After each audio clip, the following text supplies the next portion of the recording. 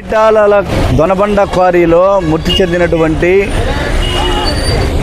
Quarry కార్మికులకు 50 లక్షల రూపాయలు నష్టపరిహారం ఇవ్వాలని చెప్పి సిపిఐగా డిమాండ్ చేస్తున్నాం.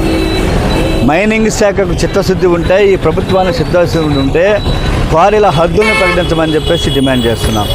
1 హెక్టార్కి 4 హెక్టార్లు 10 హెక్టార్లు తవ్వకాలు సాగుతున్నటువంటి క్వారీ యజమానులపైన చర్యలు తీసుకోవాలని చెప్పి డిమాండ్ చేస్తున్నాం.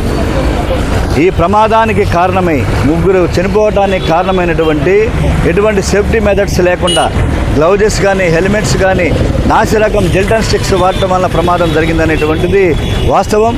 కాబట్టి Pawan granite and metal works వారిని సీజ్ చేయాలని చెప్పి కూడా ఈ సందర్భంగా డిమాండ్ చేస్తున్నాము. ఇవాళ సిపిఐ పోరాట ఫలితంగా central mining safety methods director ఇవాళ ఆ క్వారీలో పర్యటన చేసినటువంటి పరిస్థితిని కూడా పత్రికాముఖంగా మీ దృష్టికి తీసుకువస్తున్నాం, ప్రజల దృష్టికి. అందువల్ల కాంపెన్సేషన్ ప్రభుత్వం నైతిక బాధ్యత వహించి నష్టపరిహారం చెల్లించాలని చెప్పేసి 50 లక్షల రూపాయలు డిమాండ్ చేస్తున్నాం.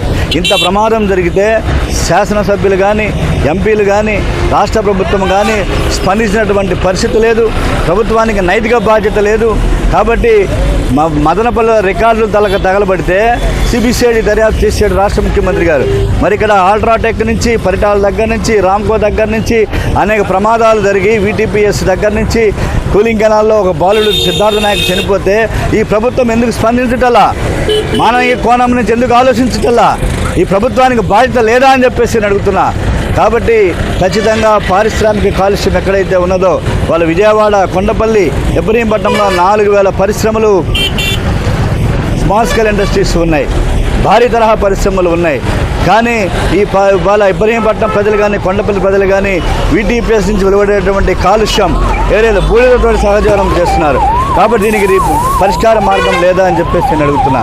అందువల్ల సోదరులారా, మీ సందర్భంగా మేము ప్రజలకు విజ్ఞప్తి చేసేటువంటిది, కమ్యూనిస్టు పార్టీ అతి త్వరలోనే అఖిలపక్ష సమావేశాన్ని ఏర్పాటు చేసి అన్ని రాజకీయ పార్టీలను కలుపుకొని పారిశ్రామిక కాలుష్యానికి వ్యతిరేకంగా, వీటీపీఎస్ కాలుష్యానికి వ్యతిరేకంగా, అలాగే క్వారీల్లో అక్రమ క్వారీంగ్ తవ్వకాలకు వ్యతిరేకంగా శ్వేతపత్రాన్ని విడుదల చేయమని చెప్పి కూడా మైనింగ్ శాఖను కోరుతున్నాము. రాబోయేటువంటి కాలంలో భవిష్యత్తులో సిపిఐ పెద్ద ఎత్తున 50 లక్షల రూపాయలు చెల్లించేంత వరకు కూడా మా ఉద్యమం కొనసాగుద్దని చెప్పి తెలియజేస్తున్నాం.